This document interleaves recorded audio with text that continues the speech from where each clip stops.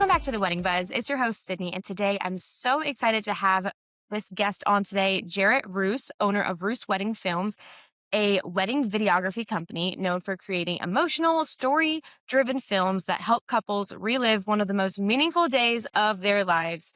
So, thank you for joining me. I'm Yeah, so Sydney. happy. Yeah, thanks so much for having me. I appreciate the introduction. Yeah, just excited to talk about it. Talk about everything wedding related. So I've been doing this Yes. for like 6 years now, and I absolutely love it. So I'm happy to be here. Yeah, I wanted to ask you about how did you get started? Yeah, so I feel like this is really common amongst wedding filmmakers for people to just kind of fall into weddings Yeah. because they have like a cousin who is getting married and they know their friend that does video and they just kind of said, "Sure, I'll do it for 500 bucks or for free, whatever the case might be." Yeah. So it was very similar for me. So I was already in video production.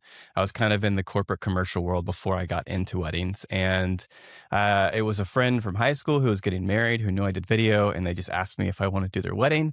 And I said, sure, why not? So I think I charged them like $500 because I was 20 Yeah. years old and I didn't know how much to charge. And at that point, they scheduled me like a year out. So I was like, whatever. I'll just do it.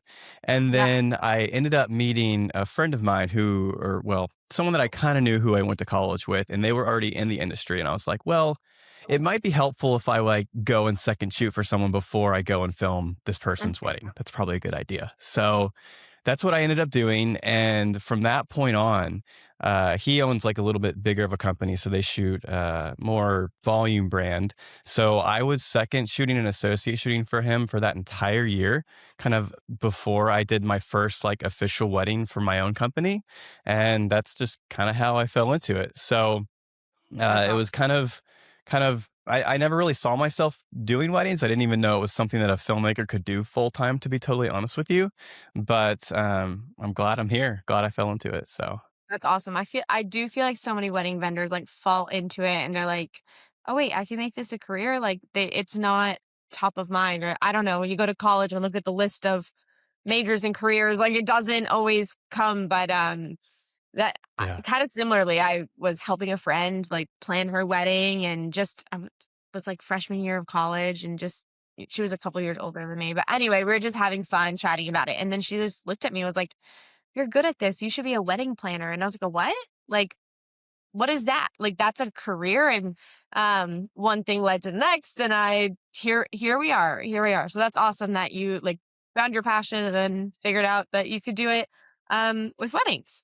So yeah. tell me again, where did you start your company? And then I know that you've moved it and now you travel all over for your wedding. So tell me about that process. Yeah, so I started everything in Atlanta, Georgia, and I kind of just worked the Atlanta market for pretty much three or so years exclusively. I never really had a desire to travel. I wasn't really a big travel person myself, so I was like, yeah, I'm kind of cool with the Atlanta market. But I think around year like three and a half or so, I don't know. I kind of just was getting bored of North Georgia mountains, of like the same thing over and over again. Obviously, I love each couple, but I kind of wanted to mix it up creatively and visually. Yeah. So I started doing some weddings in like the low country, like Savannah area, Hilton Head, that kind of stuff. And that kind of introduced me to a just different scenery, which I was like, oh, this is fun. It's just different visuals. It got me creatively inspired to like really want to edit these films, that kind of stuff. And I think that's what inspired me to be like, I want to try traveling. So, been to Maine, been to Paris, Rochester, New York, Florida, just different areas. And it's really fun to, number one, get to bring my wife to travel with me so I can have those experiences with her. I don't think I would enjoy it as much if I was just going by myself. Yeah. Um, so that's been great. And it's honestly, I just want to travel more. I'm like, I don't have kids right now. Why not just use this job, travel, go to fun places, bring my wife, film beautiful weddings, and just explore new areas. So it kind of has, I don't know. I just love traveling for weddings now, but there is a whole other logistical side to it that I really wasn't really aware of. So I don't wanna call myself, like, a destination videographer necessarily, because I'm not trying to travel for every single wedding that I do, because I think that would be exhausting and overwhelming, but Yeah. about, like, 5 to 7 weddings a year, I'm like, "Yeah, let's, like, try to book those destination ones and let's travel." So Yeah. No, I love that. It's so fun to like do weddings in different areas. I haven't traveled as much as you, but I did a wedding last October in Arizona in Sedona, and it was mhm. just cool to go to a different area and meet different vendors and kind of see how the weddings are done out there, and just for like my portfolio of like having something so different of like those red rocks, like it was so fun. And I'm sure for you with the videos of if you're at the same venue over and over again, it's going to feel kind of redundant. And so it's nice to kind of have that home base, but it's also nice to like branch out and go different places. And I hope that my business brings me to Paris one day. I'll be honest with you, that was a content retreat, so I paid to go out Okay. and intentionally get content out there because I'm like, I want a Europe wedding, Yeah. and it actually led to helping me book an Italy wedding for October of this year, which I'm so Congrats. grateful for. So thank Congrats. you.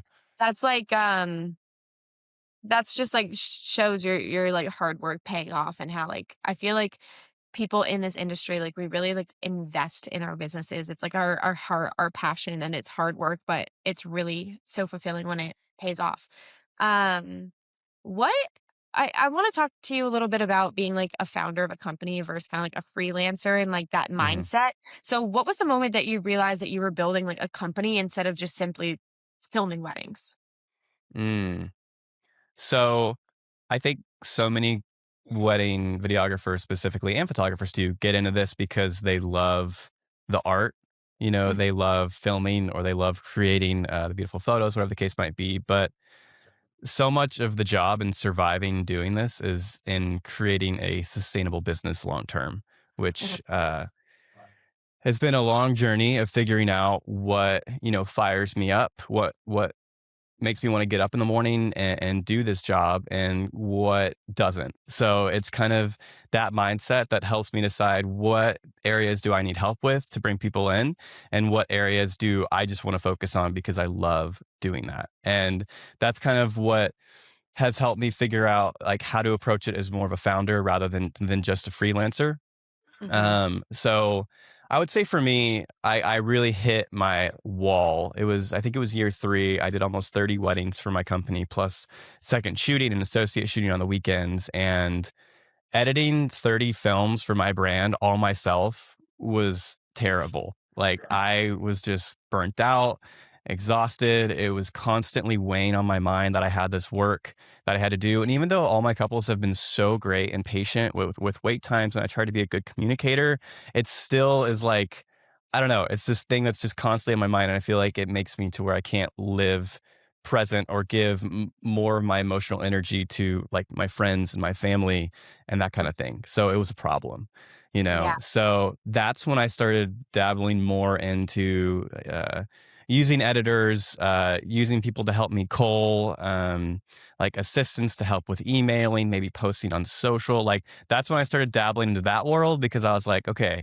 I need help because I'm overworked and exhausted. And I Yep. feel like for every business owner, they have to figure out where their wall is. You can hear things from people and stuff, you know what I mean? But everyone kind of has their limits, some greater, some less. Mhm. And I I hit that wall at that point and I learned my lesson and it was a hard lesson to learn and I worked a lot, but it was something that I had to experience to kind of move forward with the mindset shift of being a founder rather than a freelancer. Yeah. No, I mean, I think that's such an important lesson that all business owners go through at some point of learning how to delegate and how to step away from doing everything themselves. I mean, I have gone through that. I'm still going through that of every day trying to figure out okay, like what tasks am I really good at? What gets me out of bed and in the morning, like gets me excited, and then what do I hate? What do I bad at? And like for me, I found that like I was like the bottleneck of my own company in some, Mm, and like I'm still trying to navigate that today of um sometimes being so stubborn of like no, I'm going to do it myself, but I'm either bad at it or I hate it, so I procrastinate and then I'm slow, and like then everything else is slow or bad. And it's like when you're wearing too many hats, everything is kind of slow. And I think that that's such a good lesson for a business owner to learn is, how do I delegate this? And as a result, you're happier and your clients are happier and everything just flows Mhm. and actually grows so much faster. Um, but what do you have any advice for wedding pros who feel like really guilty stepping away from doing everything themselves? Yeah, I definitely felt attached to the creative. I felt like that was why couples came to me was because I do my best to create dynamic, fun, creative wedding films. Okay. And so for me, just completely outsourcing a film didn't work, you know? Right. So I had to find different ways to outsource. So I had to have a team and they'll cull and organize and sync films for me. That way I can just jump into a film, the ceremony synced with the ceremony audio, like everything is already set up for me to dive into a project and then just do the Nice. creative, find the story, all that kind of fun stuff. So that has helped me uh massively. And that's one way that I figured out how to do it to where I can still hold on to the creative a little bit, but also still have help. So just because one thing works for somebody doesn't mean it has to work for you, for example. And Yeah. you just kind of have to play with it and figure out what's going to work for you. And I think also getting over like the money aspect of it as well was hard for me. Committing a certain amount for every project to outsourcing, can be difficult because you're like, I want to hold on to this money for my business, my family, whatever it is, save for a house. I don't know, whatever situation someone might be in. But I think it just takes a certain level of trust that, if I outsource this, I'm going to have more energy to put towards making better films, posting on social, like whatever the case might be, you'll have more to give to other things, which in turn is going to help you succeed, whether financially, getting time back, like whatever the case, whatever success might look for someone. So I think taking that step financially can be nerve wracking, but I've heard very few people that have said, I regret paying someone to do this for me or like helping me out in this situation. So, yeah, people just have to find what works for them and Yeah. and do it that way. And it's like it is so hard financially to decide like when to pay someone, but you know, what I have found that when you pay someone to just do something correctly, they get it done faster than you, they're more efficient, Hmm. and then you can focus on bigger and better things. And in the end, like you're better for it, but making that jump is so Hmm. scary. Um, so for couples, when they're choosing a wedding videographer, what are some of the biggest like misconceptions that you feel like couples are having like when they're shopping for a videographer? Ooh, biggest misconceptions. No, it's a tough one. Yeah. Well, I don't know if it's a misconception, but my brain just jumps instantly to the decision fatigue that couples feel when booking vendors in general. Yeah. So, every videographer does things a little differently. They might edit a little bit differently and so on. And so many couples, I feel like, just are trying to check vendors off a list a lot of times and just trying to pick someone. So I would say, like, the quickest way for people to find a videographer, number one, like, get referrals and recommendations. If you have a planner, get it from them, that kind of thing. Take that route. Or if you have a photographer, ask them for recommendations because most of the time, those people have worked with that person on the day of a wedding. So they Mhm. know how they treat their clients, which is very important, the experience they give on the day of the wedding. And then don't just book a videographer based off of what you see on social media. I think so many people book videographers based off the teasers that they see. And those are just like 1 to 2 minute recaps of a wedding day. And a videographer can kind of make a teaser whatever they want it to be. And they'll show obviously like all of the best stuff. But Yeah. I think when couples actually book videographers, they get so much more value from the full film. So Yeah. if you're not watching at least one or two full films that videographer did, you're not totally sure like what their style and approach is for full films compared to teasers. So I would encourage people to not just book someone based on what you see on social. Go in and actually watch a full film or two if possible. That way you can get a good understanding of how they tell stories, how they use music, how they actually capture like a full wedding day. Yeah. There's videographers out there that might capture it like for the highlight film, for example. I try to approach each day and I do what I call what's it called? I say, like full coverage of a wedding day. So I'm using multiple angles for different parts of the day.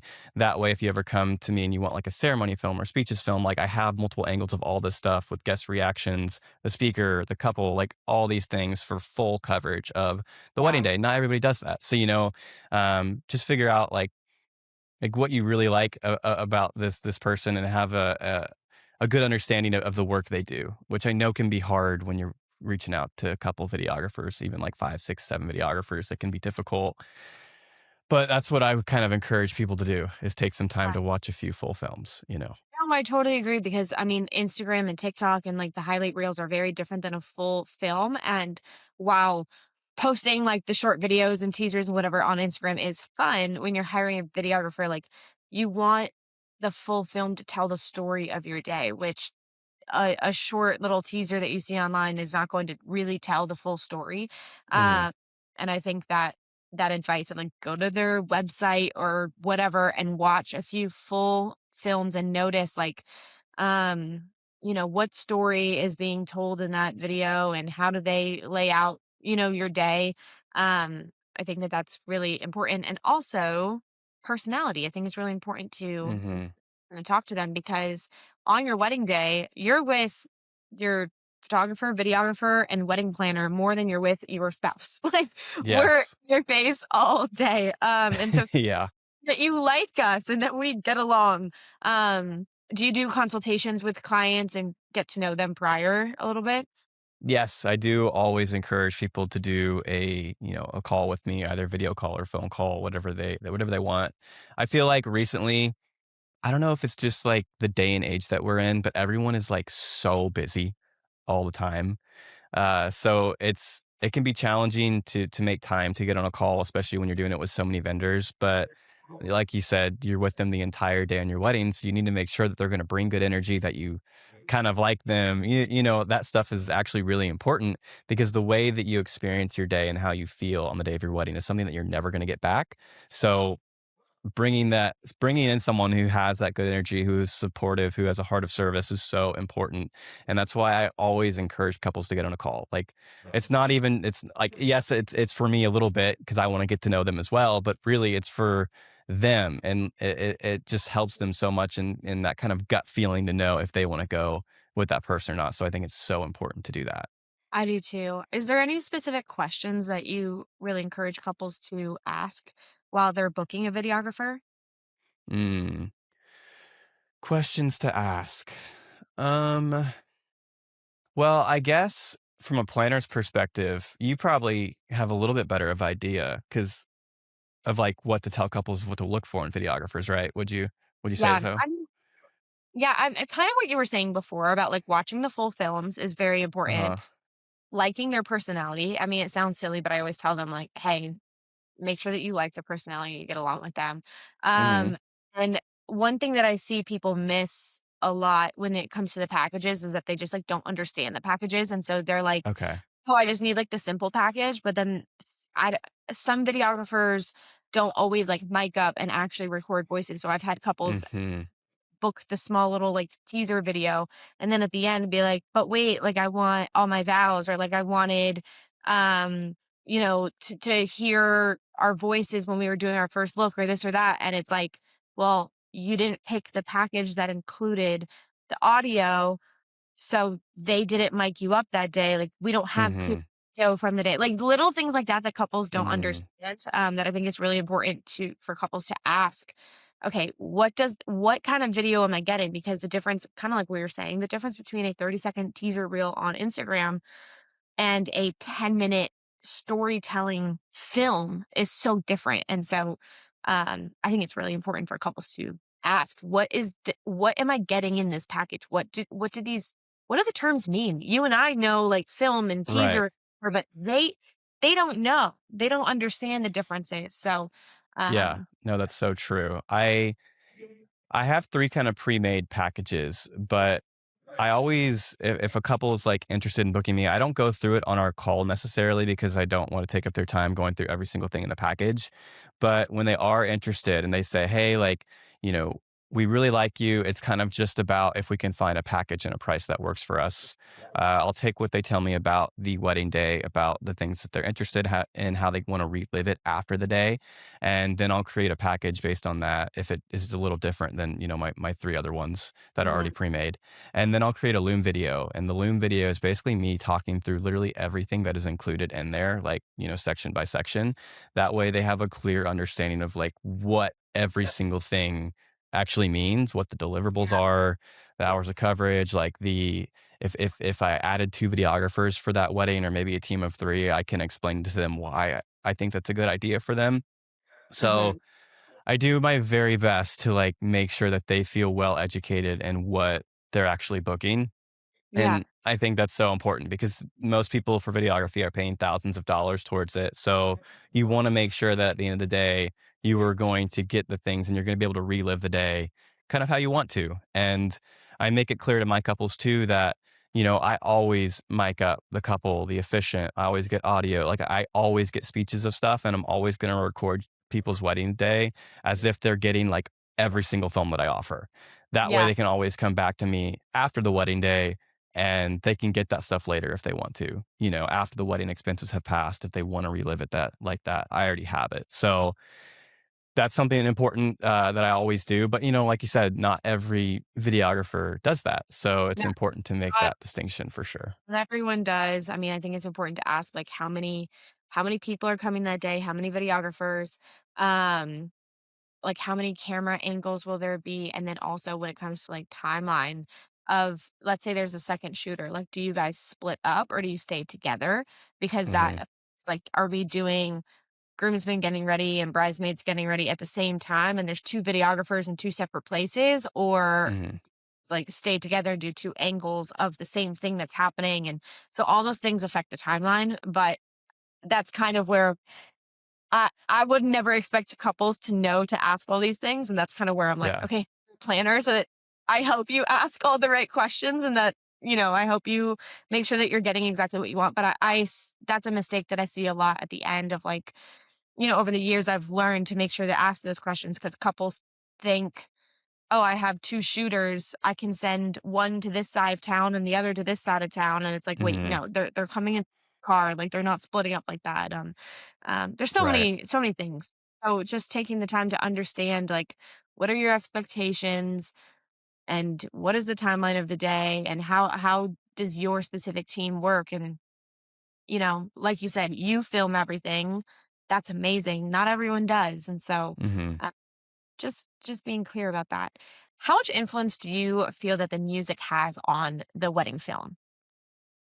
So I think music has the ability to either make or break a film. I think it's so, so important for wedding films in general. And personally, I love creating like really fun custom dynamic scores for wedding films.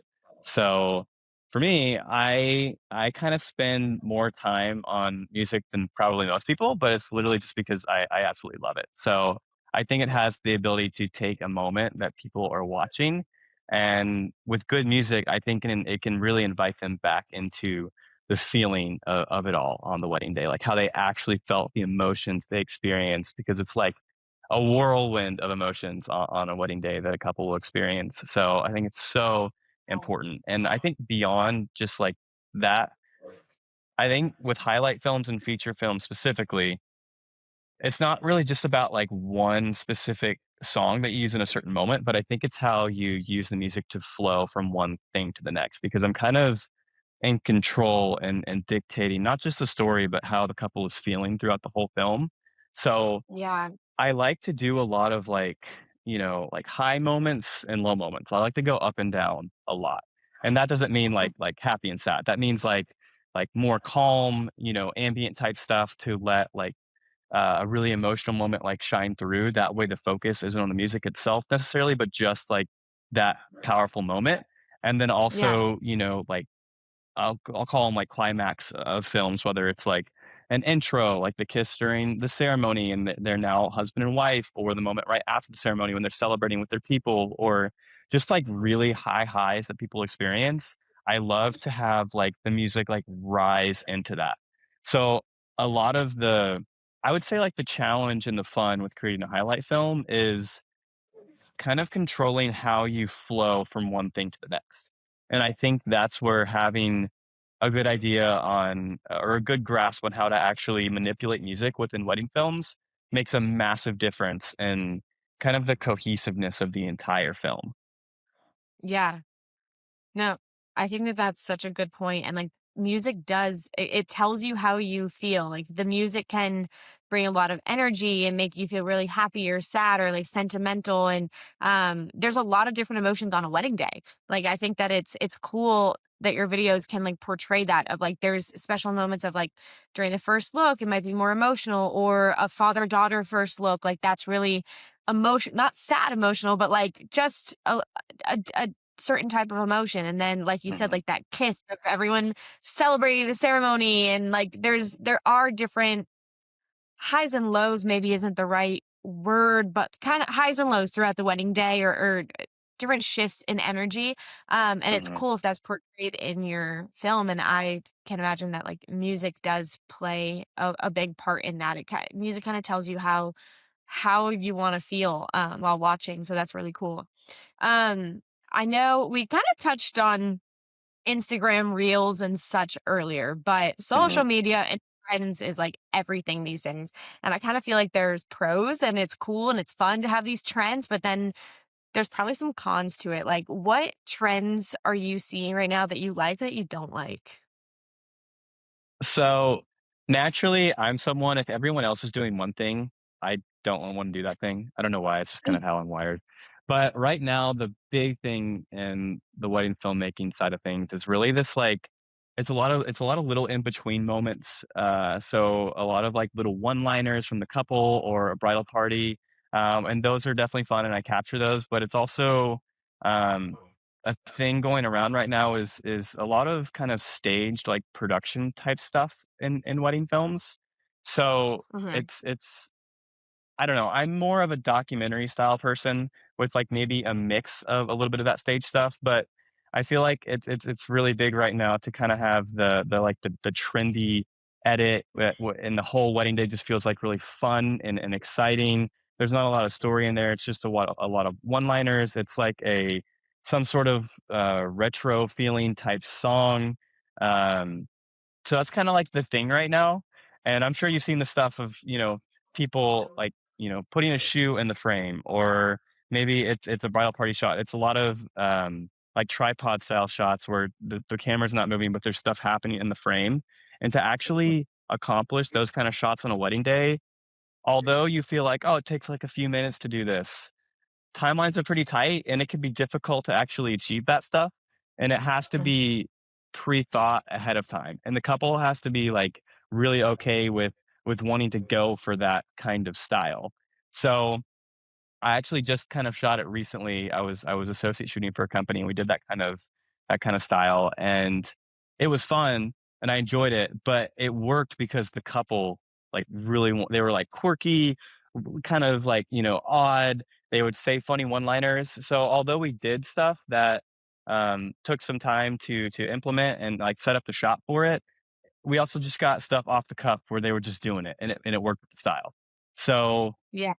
it only works if it's the right couple, you know what I mean? And sometimes it's not, and they want this thing, and it just you can't really make it work. So, I have a hard time promising to do a certain style for a couple until I actually experience the wedding day, because you never really know, like, hey, if they want a film that is just, like, extremely joyful and candid, you have to be candid, and some Yeah. people just aren't, you know what I mean? So, I have a my style generally is just, like, who the couple is, how the wedding day went, and then I kinda just figure it out in post. So, it's hard Yeah. for people to come to me and be like, "I want this specific style," because 'cause I'm like, "I don't really know you guys. I don't know if that's who you are. Like, if you are like that, let's talk about it." But I just wanna, like, educate people on this new, like, European trendy, kind of style that's happening right now that kind of it seems like a lot of people want it.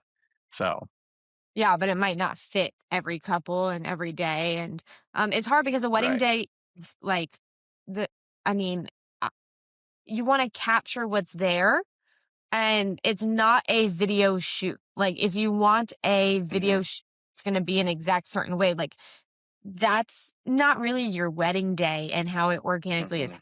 That's a video shoot. And so wedding day, it's like we're trying to pull all these trends and things into your day. And some of that is fun, but we can't lose Mhm. the plot. Like, we're not gonna fake how your wedding day is just so that you can fit a video style. Like, I like what you Right. said about, like, the documenting what's actually happening, and, if you have time to do some cool little things, like, that's amazing. Or if that's really important to the couple, they need to communicate that with their planner and their videographer in advance so that there's Mhm. literally a timeline for these things. And people say all the time, like, especially with family photos, it's like, "Oh, it'll take, like, 5 minutes." I'm like, "No, it doesn't." Like, setting everything up and gathering all the people, like, it takes way more time than people think. I'm sure it's the same way Mhm. with if they want certain shots and certain things to be done a certain way, like, it takes time, and there's lighting and there's sound and there's so many different aspects to it. Um, Mhm. and so I think that people need to remember of, like, okay, are we documenting, like, your wedding day, or are we doing a video shoot where we're, Mhm. plotting things out in advance of how we want it to go? And I don't know if there's a right or wrong, but it's there's definitely a difference, and people should think about that in advance. Um, do you have any, I ask everyone that's on the podcast, do you have any wedding day horror stories? Mm. Oh, yeah, I guess I have one. It was kind of like the whole day. To and it didn't really have anything to do with the couple. It was just everything that was it it, it basically took all 6 years of my experience doing this, and it put all of that to its test.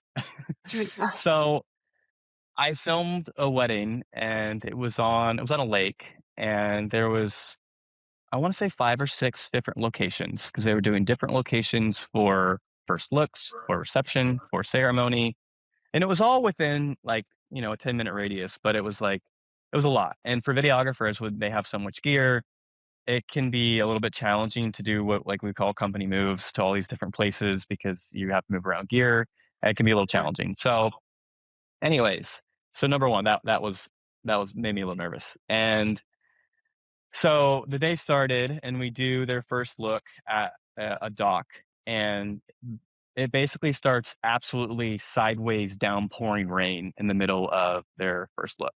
And we're in this like small awning. So we are undercover, but the rain is sideways and the bride's dress is getting soaked. And of course, we got our cameras out there, which is also nerve wracking. So we wrap them up in towels and stuff. And they end up having to run through the rain, hop in a car on the road, and get out of there. So that was kind of the start of the day, which was obviously not the best, and poured rain for a while. The rain stopped, which is great. We pushed the ceremony back a little bit, so we were able to start the ceremony.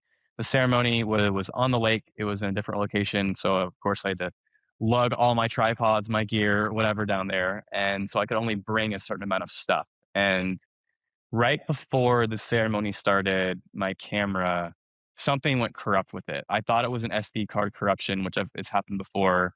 Took the SD card out, couldn't figure out what was going on, took the other one out. Neither one was corrupted. So I was like, "Okay, why isn't my camera turning on?" And this was, mind you, like 2 minutes before we were about to start. So I was just trying to figure this out, what was going on. I got a bunch of, like, ceremony B-roll shots with this camera, but those files were gone, so I had to send my second to go get those again, like, right before it started. Ended up my battery had, like, corrupted or something right before it started, and thankfully, I had an extra battery in my pouch because I didn't have all my gear with me down there, but thank goodness I had one, so I popped it in there. We were good, which was good. So that was fine. We figured it out, did the ceremony, everything went perfect, which is great, but that made me incredibly nervous. Sure. And then at the end of the night, number 1, they did speeches in, like, segments, which can be hard because, uh a lot of times people just start speeches without telling me, and that's how it happened. So DJ, there wasn't really a planner. The DJ didn't tell me anything, so they just randomly started. So you had to like run up, get ready, and film. My second was putting my camera on a tripod at one point. Thought it was locked in. It wasn't. Dropped my camera. cracked the front element of my lens.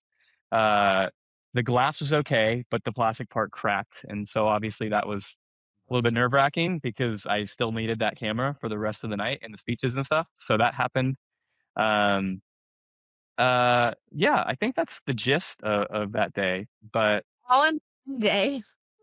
yeah, I was things kept happening. Timeline logistically was already hard to begin with, plus camera equipment issues before big moments. Yeah, I've almost had a camera overheat. Uh, Well, twice. I had it overheat once during a wedding, like, on my gimbal. I run multiple cameras, but, like, my main cam overheated, like, right before the kiss was about to happen. So I turned it off. I, like, popped the battery compartment open to, like, try and cool it off, let it chill for a second, and then I would say, like, a minute before they were about to kiss, I, like, turned it back on, started recording, and I got it. So we were good. But, Oh, yeah, no real, like, couple issues, I don't think, more so, like, logistical challenges and just camera stuff.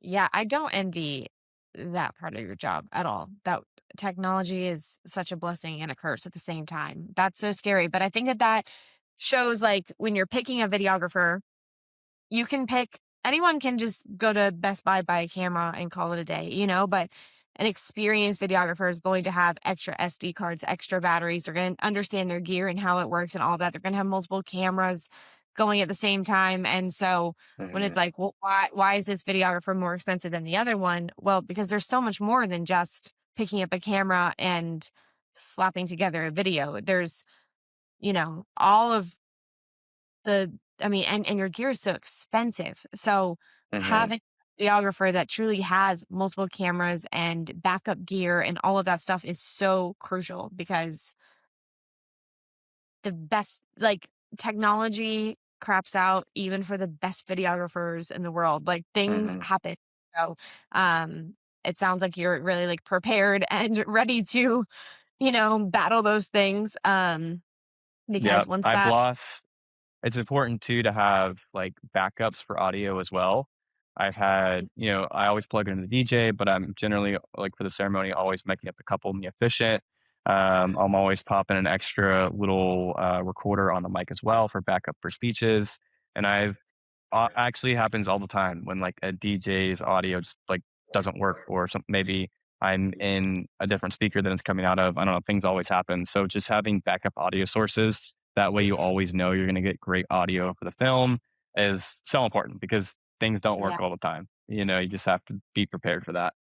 Yeah. No, you do have to be prepared. That's scary. And like we said, if you're doing a video shoot, okay, you can do the take again, but this is a wedding. Mhm. Like there's no second take of the ceremony on a wedding day, so it happens Nope. fast. Um all right, well, it was so fun having you on and getting to chat about you and your business and I mean, you can just tell how like passionate you are about your business, which is so important especially in this industry. I think that couples like you need to find someone who's really passionate about what they're doing. Mhm. So do you have any like one last thing that you'd want couples to know about wedding videography or like if they're searching for a videographer, what should that be? Yeah, I would just say, just, like, get it. Like, make it work. I think more and more couples are not booking video these days, which I've heard from planner friends, from other videographers. So just find someone that works for you in a package that's gonna work with your budget. Because whether it's a videographer, content creation, I don't really care. Just get some sort of like video documentation of your day because it's different from photo. Like photo is beautiful in its own way. Obviously, you hang it on the walls. You have photo book albums, all that kind of fun stuff. It's but video is just so different. So I would just encourage couples to find the right person for them and even if it's hard or even if you don't find the perfect person, just, like, get video because 'cause you're Yeah. not gonna regret it. No, I definitely agree. I have people all the time who are like, "Oh, I don't wanna do video," and then after they're like, "Oh, I wish I did video," or they're begging me of, "Did you get any video? Like, did you get anything? Can you send me?" And I'm like, "Look, I get video here and there more for my own, like, marketing purposes, like, I'm not your videographer. I'm not your content creator, like, I'll send you a couple clips if I get them, but" Mhm. I think people miss out on hiring a videographer, and they're like, I don't know if I'll watch it again, but I'm like, you will. I think you will, and it's so special to watch like on your anniversaries or show your kids one day. Hmm. And it's, I mean, of course you need a photographer, but video is different. You get to see your face and hear your voice, and it really is so important. So, Hmm. something hire a videographer. Well, thank you so much Yeah. for joining me. This was so fun. Where can listeners find you and get started working with you? Yeah, so my Instagram is just Roose Film Co. It's Roose Film Co. So you can find me on Instagram. My website is also roosefilmco.com. I mainly just post on Instagram. I also have a TikTok, but don't really use it. So yeah, I would just follow me there. Amazing. Well, if you are listening, be sure to reach out to him and hire him for your wedding video needs. And of course, if you ever need help planning, reach out to me, delightfulplanning.com. And I hope you guys enjoyed this episode. I really enjoyed chatting with you. Thank you again for joining.